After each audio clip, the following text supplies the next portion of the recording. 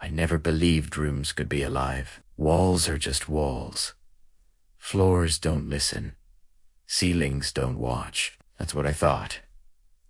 Until I spent one night in room 611. If you're listening to this late at night, turn on a light, because what happened in that room followed me home, and it might already be breathing behind you. I moved into the building because it was cheap.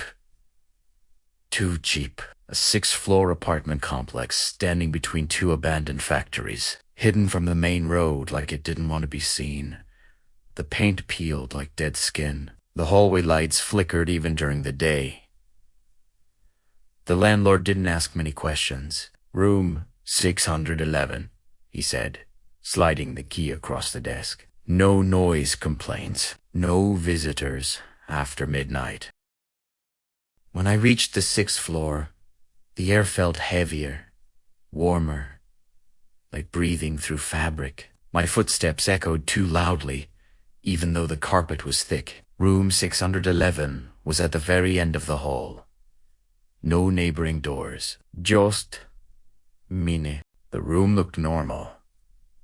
Single bed, small table, old mirror on the wall, one window facing nothing but darkness and factory ruins. But the silence wasn't normal.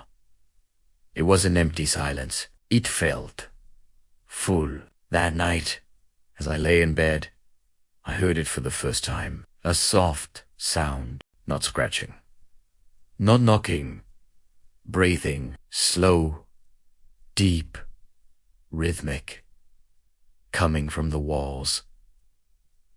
I held my breath. The sound continued. In, out. I told myself it was pipes. Old buildings make noise, but pipes don't pause when you stop breathing. The next morning, I noticed something strange. The mirror was foggy, not fully just the center, like someone had exhaled directly onto it. I wiped it clean. That night, it happened again. Fog. Perfect mouth-shaped oval, with a message carved into it. We hear you. I slept with the lights on. On the 3rd day, I finally saw another tenant. An old woman stood near the stairs, clutching grocery bags with shaking hands. Excuse me, I said. Do you live on this floor? She looked at me slowly. What room? She asked. 611. Airbags fell, or maybe she dropped them. Leave, she whispered. What? That room doesn't sleep. It only waits. Before I could ask more, she hurried down the stairs, leaving the groceries scattered like offerings. That night, the breathing grew louder. Closer. I pressed my ear to the wall. Eat, stupid. Then a voice spoke from inside the wall. My voice. I know you're listening, it said. I stumbled back, heart racing. The mirror cracked, a thin line spreading like a smile. I dreamt I was awake, lying in bed. Unable to move. The walls began to pulse, expanding, contracting, breathing. The ceiling lowered slowly, inch by inch, like the room was trying to swallow me. Then he felt Italiano, a hand pressing through the wall. Pale, wet, human. It touched my face. Primera scria med, and woke up, but my cheek was wet, and the wall had fingerprints. I couldn't stay anymore.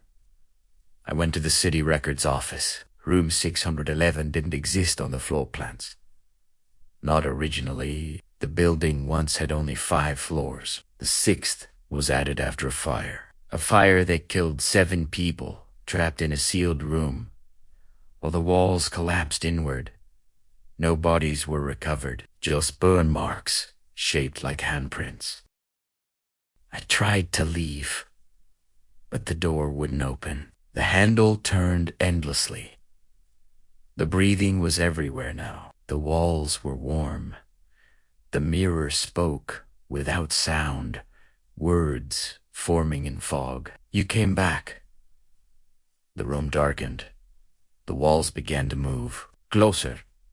Closer. I realized then. The room didn't kill people. It absorbed them. Learned their voices. Tear fear. Their breath. Breath. The old woman was right. Room 611 doesn't sleep. It waits. It waits for someone lonely. Someone unheard. Someone who breathes in silence. The walls opened, and inside them, Primera sa W faces, pressed together, mouths open, breathing, all in rhythm. I woke up in my bed. At home, different city, different room. Relief washed over me until I noticed the wall behind my bed. Warm, soft, breathing, and my mirror fogged slowly. A message appeared. Thank you for bringing us home. The breathing matched mine. I stopped breathing. The room didn't. If you hear breathing tonight, don't check the walls, because it might already be listening.